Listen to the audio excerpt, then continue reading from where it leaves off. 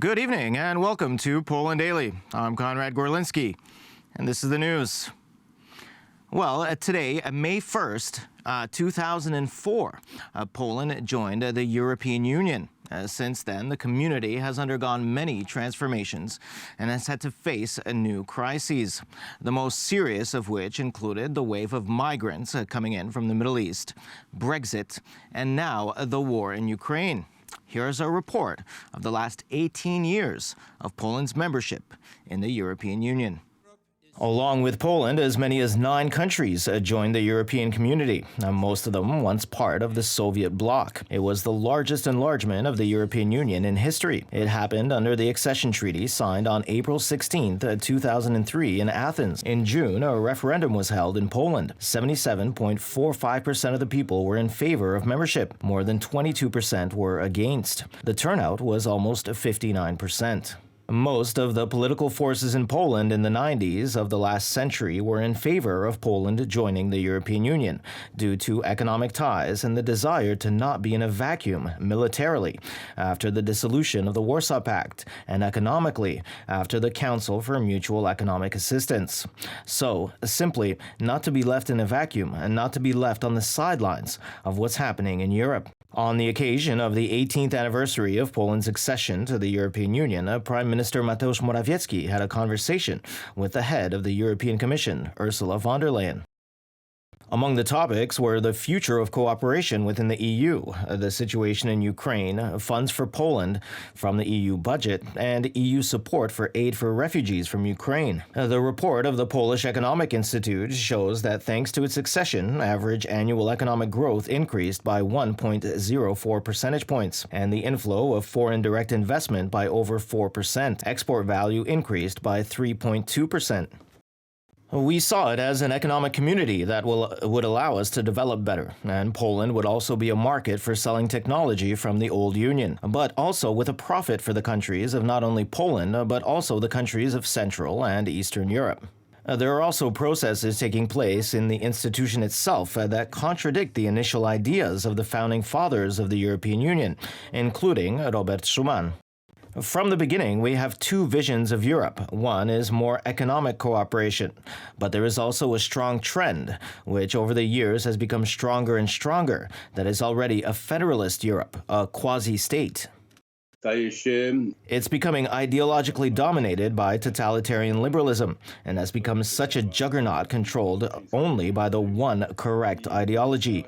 And this ideology also imposes the norms and principles of economic cooperation. The community is the largest trading bloc in the world, an exporter of goods and services, and the main export market for over 100 countries.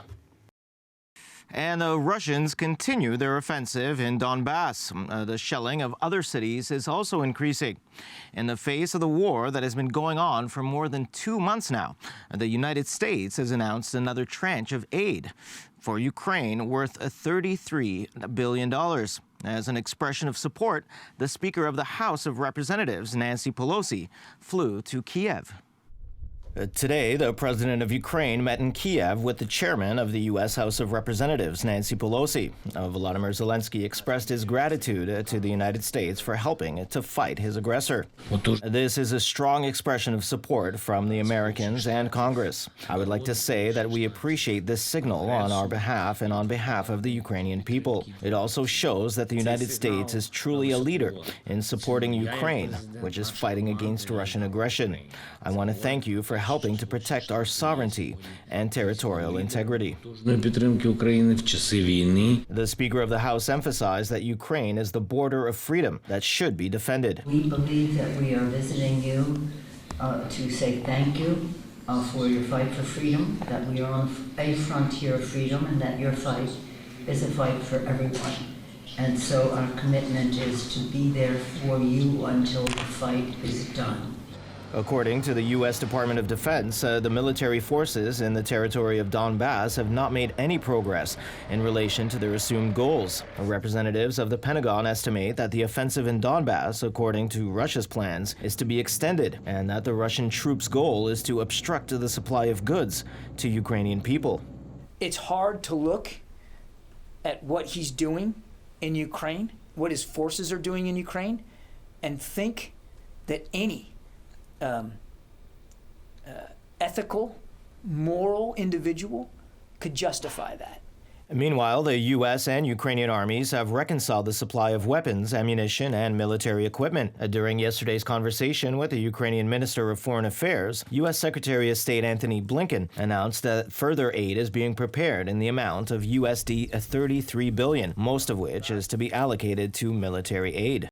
Spoke with Foreign Minister Dmytro Kuleba to follow up on our meetings in Kiev. I highlighted the latest U.S. steps in supporting Ukraine's sovereignty and territorial integrity in the face of the Kremlin's brutal, unprovoked war, united with Ukraine. In their summary of the operational situation, the General Staff of the Ukrainian Army announced that the Russians are currently conducting offensive operations on the border of the Donetsk and Kharkiv oblasts, where up to 300 weapons and equipment, as well as 1,000 soldiers, have been transferred. Air raids and artillery shells on Kharkiv continue, as well as shelling of Ukrainian positions from the territory of the Bryansk Oblast in Russia. As a result of the Russian shelling, the newly built runway at the airport in Odessa was destroyed yesterday. The occupiers again fired on the Dnipropetrovsk and Odessa oblasts. Once again, the Russian army is showing that the people of Odessa are for Russia the same enemies as all Ukrainians. The runway at the Odessa airport has been destroyed. We'll rebuild it, of course. However, Odessa will never forget the Russians for this.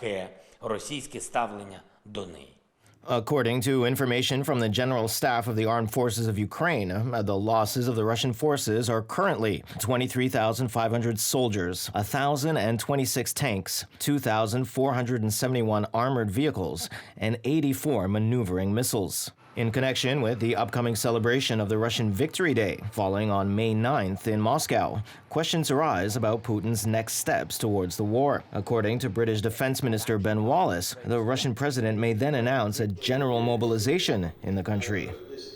And European countries most reliant on Russian gas are facing a tough future as the Kremlin is making good on its threats and has started shutting off gas shipments. While in Germany, officials are fighting over who should be first in line for the gas that's left, the government of the Czech Republic is trying to find other solutions.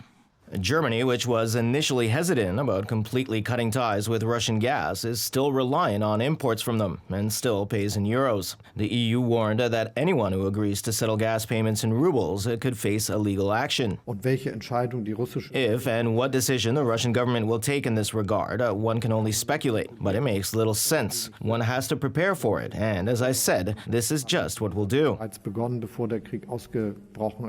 Despite having one of the world's biggest storage capacities of 23 billion cubic meters, German gas tanks are only 34% full, which compared to Poland's 76% will not last for long if Putin turns the taps off. Poland and Bulgaria were the first countries that faced the consequences of refusing to pay Russia for its gas in rubles, as imports to there were halted on the 27th of April. Both nations' energy mix now mostly relies on coal. Our government has restarted the project of the Baltic Pipe just 5 years ago.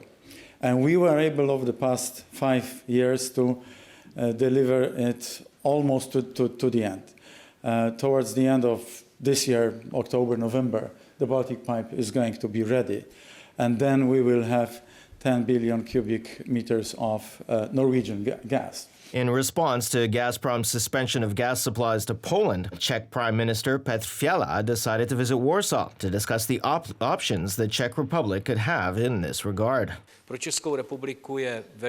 Czech Republic, the issue of energy security is very important. We're a country that, unfortunately, in some respects, depends on supplies from Russia. We are more than 90% dependent on Russian gas. We want to become independent from fossil fuels from Russia, and we will need help from other countries. The Polish Prime Minister responded that Poland is accelerating its efforts to complete its gas infrastructure in Świnoujście and LNG terminals in the Bay of Gdańsk, and will be ready to cooperate with its southern partners in the field of basic hydrocarbons. And finally, John Lee, Hong Kong's candidate to become its next leader, announced yesterday that under his leadership, the city-state will start an entirely new chapter in its history. The global financial hub will choose a new chief executive on May 8th in an election where Lee is the only approved candidate. John Lee is expected to be appointed Hong Kong's chief executive in a selection process held on May 8th, with the backing of Beijing. As he announced, if he wins, he will focus, among other things, on enhancing the city's competitiveness and increasing the city's extremely scarce housing supply. Lee is a career security specialist and former deputy commissioner of police.